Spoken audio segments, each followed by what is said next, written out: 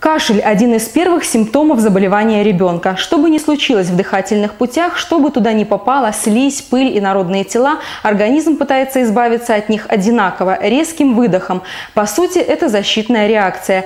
Какие заболевания можно распознать по характеру кашля и что поможет ребенку избавиться от него, расскажет передача «Будь здоров, малыш». Здравствуйте, меня зовут Настя. Летом так хочется мороженого и холодненьких напитков. Но я хорошо знаю, что так можно заболеть. Особенно мне не нравится кашель. Тетя Оля, откуда он берется? Настя, кашель – одна из самых частых жалоб, с которой родители с детками обращаются к врачу.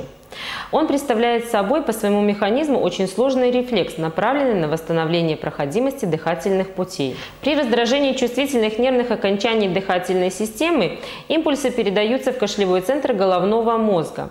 В дальнейшем задействуются мышцы грудной клетки, брюшного пресса, а также диафрагмы. Так и возникает кашель. По длительности кашель бывает острый – 1-3 недели, затяжной – более 3 недель, хронический. Кашель различают продуктивный, влажный и непродуктивный, сухой. Если кашель является симптомом какой-либо болезни, его называют специфическим.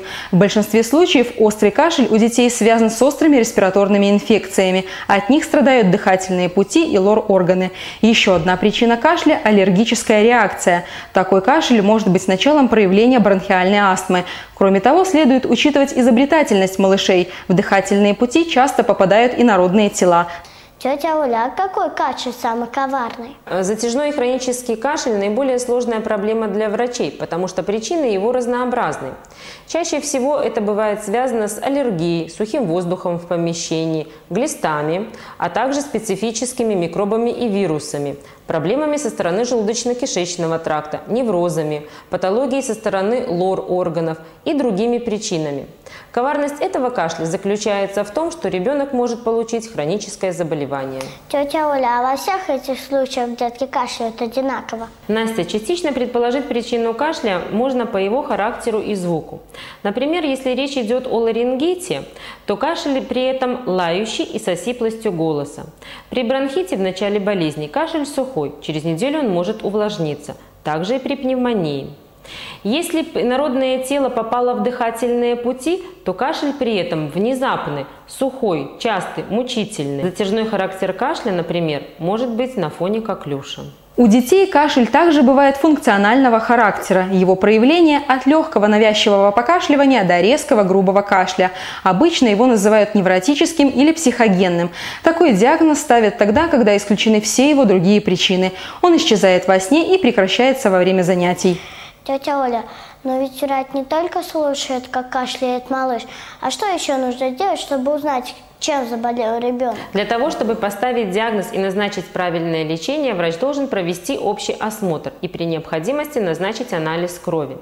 Что же касается затяжного и хронического кашля, то здесь доктору поможет определиться тщательный сбор жалоб, поскольку до обследования при таких видах кашля может быть очень разноплановым и затрагивать практически все органы.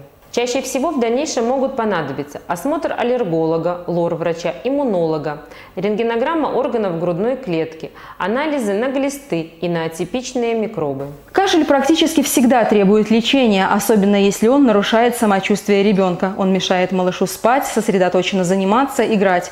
Очень важно установить правильно характер кашля и особенно причину. Да, кашель не так-то просто победить. Приходится есть много таблеток. Тетя Оля, а каких? Выбор препаратов от кашля всегда определяется доктором, потому что каждый из них имеет свои показания и противопоказания, а также свой механизм действия. Они могут быть в виде таблеток, сиропов, постилок и ингаляций.